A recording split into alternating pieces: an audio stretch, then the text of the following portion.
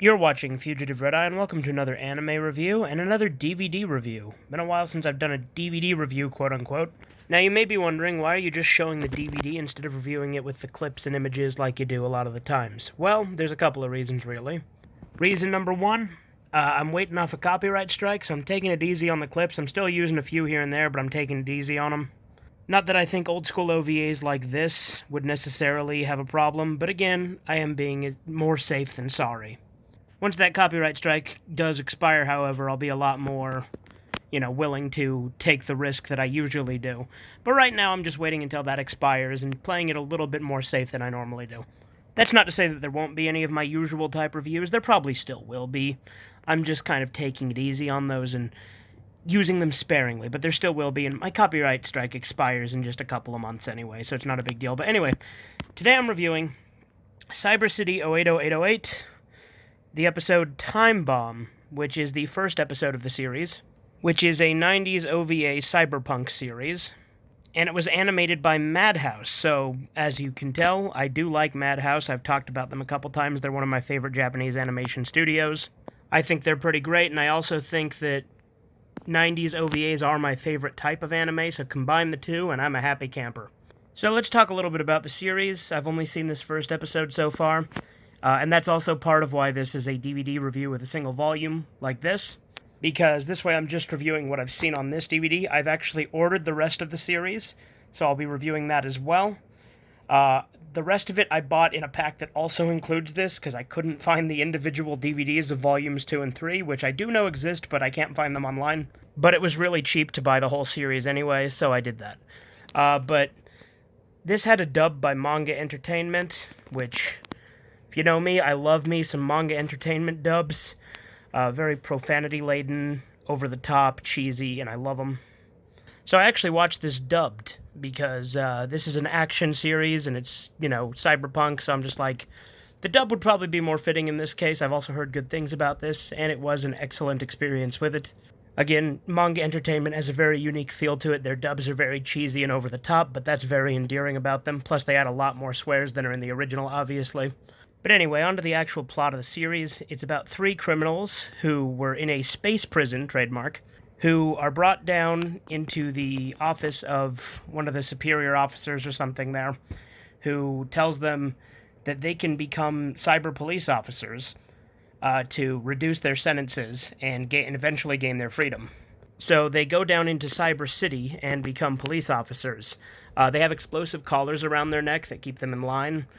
And they also have very long sentences, so they have to catch a lot of criminals to reduce their sentences. My guess would be each episode focuses on a different case they're solving, or not case they're solving. Well, I guess that's still an accurate term, but crime they're going up against.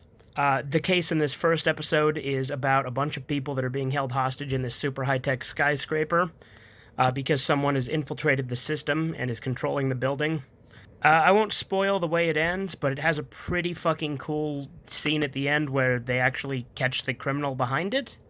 Now, I've heard that the UK release of this on VHS and then a later limited edition Blu-ray have a different soundtrack than this does, because the UK had their own soundtrack made for it. Unfortunately, I don't have that. I have heard from some sources that that is the superior soundtrack.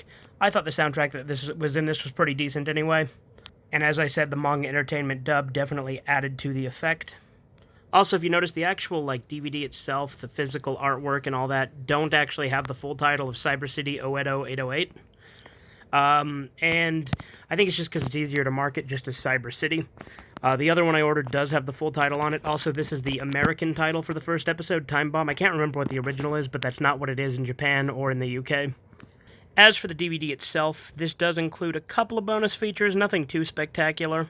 It's just got the still art gallery, a trailer, and then a bunch of previews for more releases, which I actually watched because I'm looking forward to watching some more OVAs.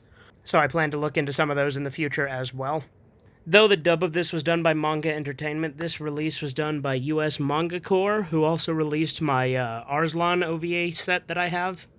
And US Manga Corps is a division of Central Park Media, who also owned Anime 18. It's a defunct company that no longer exists.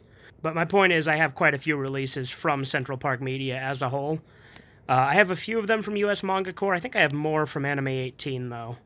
No, but overall, this is a pretty cool cyberpunk action story. It takes place in the year 2808, so that's where the 808 comes from. I also think that Sengoku, this character, is prisoner number 808, if I remember correctly from the beginning, something along those lines. But yeah, I absolutely look forward to watching more of this series, and I look forward to watching it dubbed, because again, I love these cheesy dubs. This does include the Japanese audio track as well, which I'll probably check out in the future. But I felt that since it has a manga entertainment dub, I couldn't not watch it, because manga entertainment is fucking fantastic. But yeah, that's all I really have to say about this Volume 1. The main reason I bought Volume 1, when I did, instead of buying the full series, is because it was in the clearance section at FYE, and I didn't actually know that it wasn't the full series. That said, I did later find that out, and then I eventually watched it today, and I did buy the rest of it just as a set. So I'll probably be reviewing that in the future, either in this way or in my traditional review ways, just depends on how I decide to do it. If you have a preference in the comments, feel free to let me know. But anyway, this has been Fugitive Red. I hope you've enjoyed this DVD review, and have a good one. Toodles.